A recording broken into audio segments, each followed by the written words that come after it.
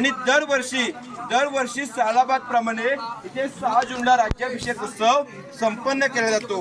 पण त्या काळातलं जे छत्रपती शिवरायांचं जे सिंहासन होतं ते 32 मणाचं सोन्याचं होतं.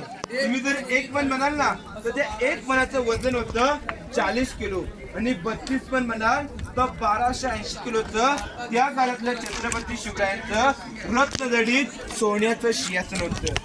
औरंगजेबाचा सरदार जुल्फिकार खान याने 3 नोव्हेंबर 1689ला या रायगडावरती येऊन या ठिकाणावरती महाराजांचं सिंहासन लुटून नेलं. आज समोरचं जे महाराजांचं सिंहासन तुम्ही पाहताय ना, महाराजांचे 13वे वारसदार तुम्हाला कोल्हापूरचे संभाजीराजे माहिती असतील. त्या संभाजीराजांनी 6 जून 2009ला हे सिंहासन बसवलेलं आहे. पंचधातूच आहे आणि 600 किलो वजनाची ती मूर्ती आहे. सिंहासनाच्या वरचं छत्र दिसतंय का, त्याला इतिहासामध्ये मेघडंबरी असं म्हटलेलं आहे. ती मेघडंबरी भारताचे 7वे राष्ट्रपती डॉक्टर ज्ञानेंद्र सिंग यांनी 1985ला ती मेघडंबरी म्हणजे वरचं छत्र बसवण्यात आलेलं आहे. त्या सिंहासनाच्या खाली वाकून पाहिलं तर तुम्हाला 3 खिडक्या दिसतात का, इथून बघा. त्या 3 खिडक्याच्या आतमध्ये जर तुम्ही डोकावून पाहिलं ना तर महाराजांचं जे पूर्वीचं 32 मणाचं सिंहासन ज्या दगडात होतं तो दगड आजही त्या ठिकाणी आपल्याला पाहायला भेटतो. पण वरती जाण्यास आता आपल्याला मनाई येईल. छत्रपती शिवरायांच्या राज्याभिषेकाला त्या टायमाला या दरबारामध्ये 6000 प्रजा उपस्थित होती. तुमच्यापैकी राज्याभिषेकाचं छायाचित्र कोणी पाहिलंय का?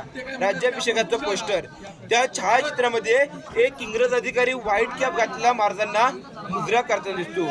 इंग्रजांचा वकील असतो, पायी चढून या गेट समोर येतो, हत्ती पाहतो. तिथे आश्चर्यचकित होऊन जातो, कन्फ्युज होऊन जातो. तो असा म्हणतो इंग्रज अधिकारी की मी 2 पायाचा माणूस आहे, हा किल्ला चढणार एवढा दमून गेलो, थकून गेलो, तर छत्रपती शिवरायांनी हे 4-4 पायाचे आणि बलाढ्य द्यायच्या हत्ती या गडाच्या माथ्यावरती कसे आणले असतील. तर त्या हत्ती महाराजांनी जेव्हा हत्तीची छोटी छोटी पिल्लं होतीत ना तेव्हा घोड्यावर बसून पालखीत बसून गडावरती आणले आणि मग त्यांचं वरती पालन पोषण केलं. राजांचा एक नियम होता की जी गोष्ट लहान आहे ना तिला आपण लहानाचं मोठं करू शकतो, पण मोठ्यापासून लहान कदापि होत नाही. जर त्याने लहान हत्ती वरती आणले असते तर आजपर्यंत आपल्यापैकी मोठे हत्ती कोणीही वरती आणू शकत नव्हतं. छत्रपती शिवरायांच्या राज्याभिषेकाची तारीख असते 6 जून 1674. राज्याभिषेकाची तारीख असते 6 जून 1674 आणि राज्याभिषेकाच्या दिवशी राजे सकाळी 4 वाजता उठतात. 4 वाजता उठून आपल्या राजवाड्यामध्ये स्नान करतात, अंगावरती वस्त्र परिधान करतात, गळ्यात कावड्याची माल, कपाली चंद्रकोर आणि डोक्यामध्ये जिरे टोप घालतात आणि या राजमार्गाने राजांची मिरवणूक हत्तीच्या अंबारीत बसून जगदीश्वराच्या दर्शनाला जाते. राजे जगदीश्वराचं दर्शन घेतात, आई शिरकाई देवीचं दर्शन घेतात, शिरकाई देवीला साकडं घालतात आणि या राजमार्गाने राजांची मिरवणूक या दरबारामध्ये येते. या दरबारात आल्याच्या नंतर 6000 प्रजा इथं बसली असते. 6000 प्रजा उठते, आपल्या डोक्यातला पेटा काढते आणि महाराजांना मानाचा मुद्रा करते.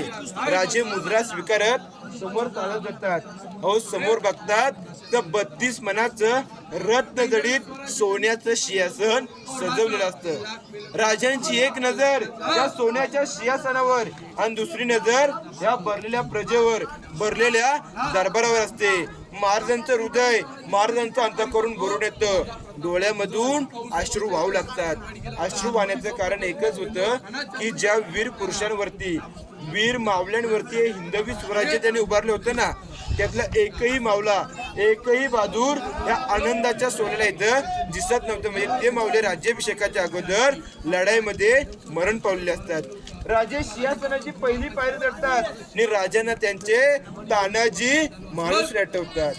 गड आला पण शिय गेला, आधी लगीन त्या कोंढाण्याचं, मगच माझ्या रायबाचं, असं म्हणणारे आमचे तानाजी. हा राज्याभिषेकाचा सोहळा पाहायला या ठिकाणी दिसत नाहीत. सिंहासनाची दुसरी पायरी चढतात प्रतापराव गुजर आणि सिंहासनाची तिसरी पायरी चढतात बाजी प्रभू देशपांडे.